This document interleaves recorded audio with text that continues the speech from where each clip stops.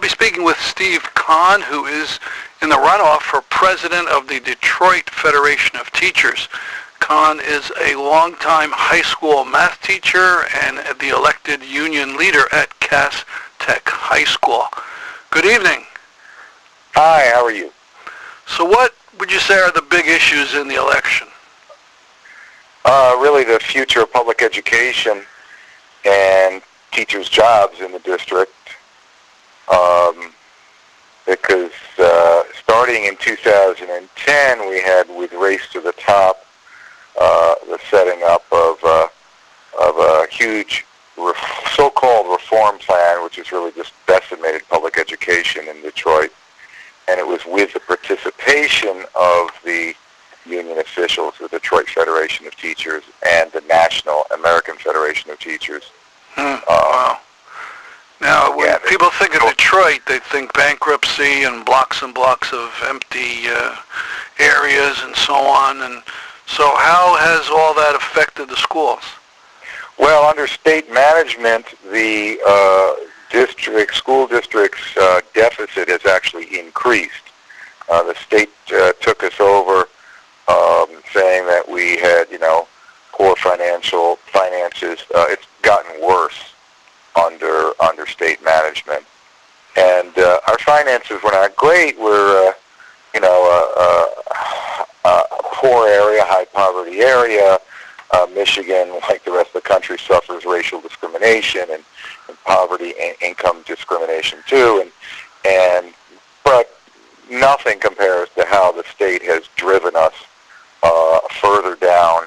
Basically, the state government uses the schools as its piggy bank for itself and for any company, software manufacturers, any kind of company that it feels it's like to get a nice soft contract with. They give a chunk of the school money now that they directly control the district.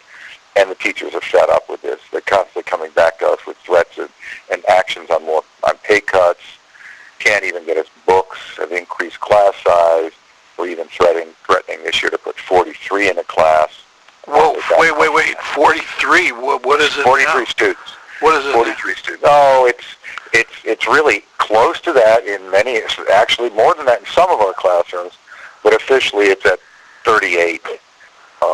How about your own classrooms? 38, 39, 40 at the beginning of the year in rooms that are built for 32 students. Wow, that is staggering. And not enough books for, many teachers don't have enough books for half of their students. And the books we do have are of poor quality and are also physically falling apart because they haven't been replaced in years. Let me emphasize something, because I think most people don't know this, that the Board of Education really doesn't run the schools, and it's the state. And the mayor doesn't run the city, right? Right. We are completely really under state receivership and have been for a number of years. And the schools, it's really glaring how the state took a bad situation and made it a lot worse.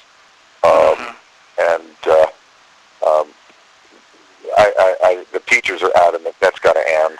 And we know we have the backing of the community. They want quality schools for the young people. And the young people, first and foremost, want a quality education, and they're sick of this. Now, what about charter schools? You have a lot of them. We have a lot of them in Detroit. Again, it's what we have referred to as the Tuskegee educational experiment on the black youth of Michigan, particularly in Detroit, where so many are. They have set up a lot of charter schools, record numbers of charter schools, and there's no evidence that they improve the student achievement. And in fact, there's quite a lot of evidence to the opposite. But what they do is break up the school system, and the state is able to more easily wipe its hands of the whole matter and say, well, it's not our business. It's, you, parent, student, have to just go and talk with whatever company is running your schools. So it's public money. Public money pays for the charter school? Yeah, exactly. It's public money paying for the school and then private profit for the company. And they claim to have some magic wand, and of course they don't do anything particularly different. Oh, in many schools it's just charters. It's just dreadful. They've taken sort of all the worst ideas in education and compiled them together because they're after, the company is demanding a profit. I mean, there's some level of variety, levels of quality, but there's just an awful lot of it. Just terrible.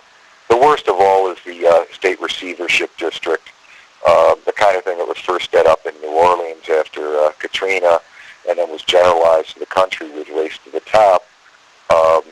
It was originally established by two leading Democratic Party politicians in Lansing, the state legislature, in 2010, and it set up the receivership district known here as the Educational Achievement Authority.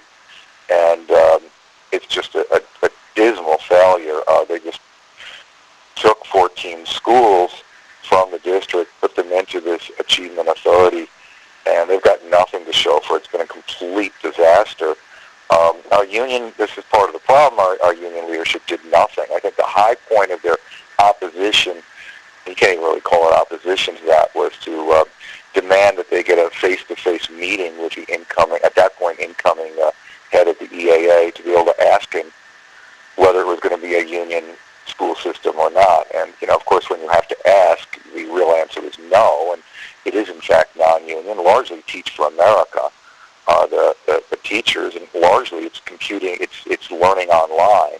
You're talking about in that one place or all over the charter schools? 15 schools that make up the Education Achievement Authority, and there's some efforts to expand that further in the city and even out in the suburbs. It's one of the universities here, Eastern Michigan University, is tied up with it. Of course, there's money to go around for anybody who doesn't mind likes to take money in spite of the fact that they are just screwing the young people and destroying public education. And I guess EMU's board of directors is willing to live with that. And they just voted yesterday to extend I think it was yesterday, literally, to extend their contract with the EAA for another year. Mm-hmm. So I would suppose that the membership of the Detroit Federation is way down after all this. We've lost about 3/4 of our membership. 3/4? We've lost about, yes. We were at 12,000. We're down to about 3,000 now. We went from about 180,000 students in the district. Now we're down to about 40,000, 45,000. Yeah, many of them, most of those other students are in the charters now, in the city or maybe in the near suburbs or the EAA, or just sitting at home because it's in all the chaos without a public education system. There's just more chaos and more students just fall through the cracks and never even show up at school. So we've got some of that too. But the governor is quite happy to say, the key to education is just doing it online, and he calls it anytime, anywhere, anyhow education, and his goal is to get students just to do their coursework online. It's just insane. I mean, it's just insane, and the teachers are adamant that they want it. They want to fight. They want to stop this. It's destroying their jobs, their careers, their students' futures. It's just needs to be fought, and our union, the AFT and DFT leadership, misleadership, are just refuse to fight for fear of challenging anyone, most of all the Democrats that they are so tied up with, and they're willing to just let the union just be destroyed. And we're not having that anymore. Now you're running the groups that I saw was the Equal Opportunity Now and BAMN. Could you explain? Yeah, Equal Opportunity Now by any means necessary. And we're the slate that is in the election now, the runoff with the people that have been running the union historically. The president has decided to retire. His executive vice president is our main opposition to us. And there'll be a runoff and a vote in January. I see. What about the Ferguson, the police brutality and now the demonstrations that have taken place all over the country? How has that affected Detroit and maybe the teachers? I think it's had a great increase in people's feeling of optimism and hope that at long last, led by the young people, are drawing lines and saying we're tired of retreat and giving up more and losing rights and having standards of living slashed. It's so great, I can tell you, just to see people stand up for what's right. And the protests have just had a huge inspiring effect on me personally, but all those around me. I think they even factor into the election. I'm sorry, say that again about the election? I think that it even factors into the election. I think the teachers in Detroit feel encouraged and emboldened by the Ferguson uprising and by the protests that have gone all over the country from coast to coast. Have there been big demonstrations in Detroit? There have been some demonstrations in Detroit. They're not been all that big, but they've been pretty militant. Personally, I was on one with BAM, the students, a week or so ago, and the demonstration did at one point shut down the highway. And it's been a long time, decades, since anything like that has been in Detroit. So it's great. It's really great. And I think it's really encouraging generally the teachers. A number of candidates have said that they're encouraged by that, and they see a direct tie between the standing up that the young people did in Ferguson, that the young people are doing in BAM in Detroit, and that they need to do and we need to do as teachers. All right, last question. Let's say you win, and what would be your first things that you would want to do? Oh, I think we're under major attack now, more slashing of wages and promised school closings, all that. We're holding a mass meeting as a union. We're getting back to right away to the tradition we had for many years of holding a mass meeting, taking a strike vote.